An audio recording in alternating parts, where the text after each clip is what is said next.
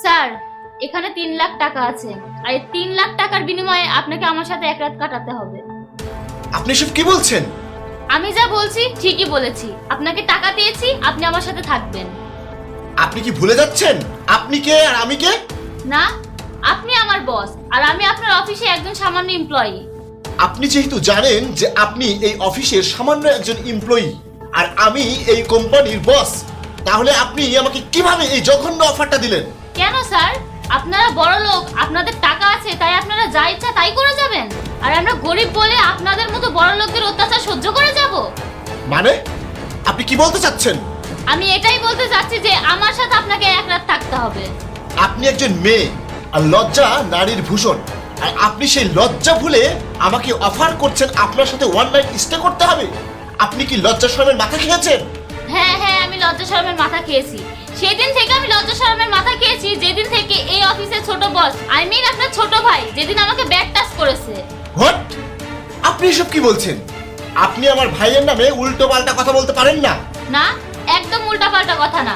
আমি যা বলছি একদম সত্য কথা বলছি। আপনার বিশ্বাস হচ্ছে না তো? তাহলে শুনুন।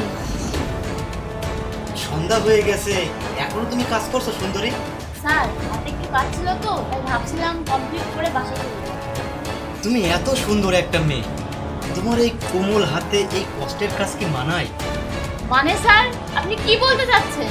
আহ, তুমি এত কষ্টের কাজ করে যে স্যালারি পাও তাতে হয়তো সংসার চলে না। তুমি ইচ্ছা করলে এর চেয়ে বেশি পেতে পারো। কিভাবে? কিভাবে মানে? কি হয়েছে? জাস্ট তুমি যদি আমাকে একটু সময় দাও তাহলে। সি স্যার, সি, আপনার লজ্জা করছে না আমাকে এভাবে কথা বলতে? আপনি তো বসের ছোট ভাই, আপনার তো লজ্জা হওয়া উচিত। আমার কাজ শেষ হয়ে গেছে, আমি এখন চলে যাব। সরুন।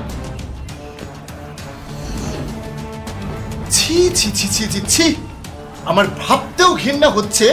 আমার ছোট ভাই অফিসের কর্মচারীর সাথে এসব করছে। আমার ভাইয়ের এখন যা বয়স, তাতে এসব হবে, এটা স্বাভাবিক। ওর বিয়ে দিতে হবে। আচ্ছা, আপনি এক কাজ করুন। স্যার, আসবো? আরে তুমি ওখানে দাঁড়িয়ে কেন? এসো এসো, এখানে বসো। আমি জানতাম তুমি আসবে, আসতেই হবে।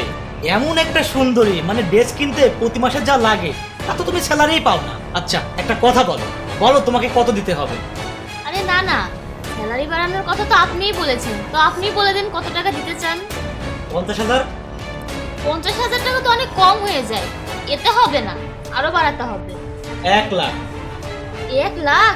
আপনি আমাকে 1 লাখ টাকা দিতে চাচ্ছেন? হ্যাঁ, 1 লাখ। তোমার মতো সুন্দরের জন্য এটা কোনো ব্যাপারই না, কোনো বিষয়ই না। দূরে কেন, কাছে এসো, কাছে এসো। বাহ, দারুণ দৃশ্য।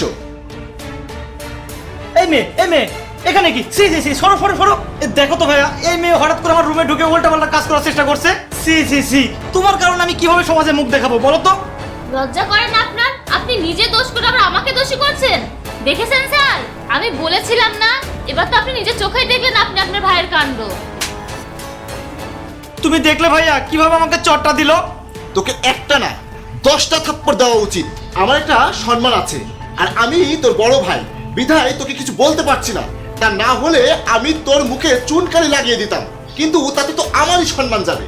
ভাইয়া তুমি আমাকে ভুল বুঝছো, সব দোষ এই মেয়েটার। চুপ, একদম চুপ। আরে তোর বিয়ের বয়স হয়েছে, তুই বিয়ে করবি, আমাকে বলতিস, আমি তোর বিয়ে দিয়ে দিতাম। কিন্তু অফিসের কর্মচারীর সাথে নোংরামি, ছি ছি ছি ছি। আমার ভাবতেও লজ্জা লাগে যে তুই আমার ভাই। তুই আমাকে একটা কথা বলতো, এই মেয়েটা আমাদের কর্মচারী, আমাদের অফিসে সে চাকরি করে, আর তুই তাকে ব্যাড টাচ করিস। ভাই, ওকে তোর ভালো লেগেছে, তুই সেটা আমাকে বলতিস। সামাজিকভাবে আমি তোদের দুজনকে বিয়ে দিয়ে ঘরে তুলে নিতাম, এমন কিছু করা তোর উচিত হয়নি। আরে তোদের মতো কিছু মানুষের জন্য মেয়েরা আজ কোম্পানিতে চাকরি করতে আসতে পারে না, তারা ভয় পায়। তারা কাজ করতে আসে ঠিকই, কিন্তু তারা ভয়ে ভয়ে কাজ করে তোদের মতো কিছু পশুদের জন্য। আমার ভাই হয়ে তুই এই কাজটা কিভাবে করলি? নেপোলিয়ান বলেছিলেন, আমাকে একটা শিক্ষিত মা দাও, আমি একটা শিক্ষিত জাতি দেব। এই তোদের মতো মানুষের জন্য শিক্ষিত জাতি কিভাবে গঠন হবে বল? ভাইয়া আমার ভুল হয়েছে, তুমি আমাকে ক্ষমা করে দাও। আমি আর কখনো এমনটি করব না। আমার কাছে ক্ষমা চেয়ে কোনো লাভ নেই। তুই যার কাছে অন্যায় করেছিস তার কাছে ক্ষমা চা। সে যদি তোকে ক্ষমা করে তাহলেই তুই ক্ষমা পাবি। চা, ক্ষমা চা।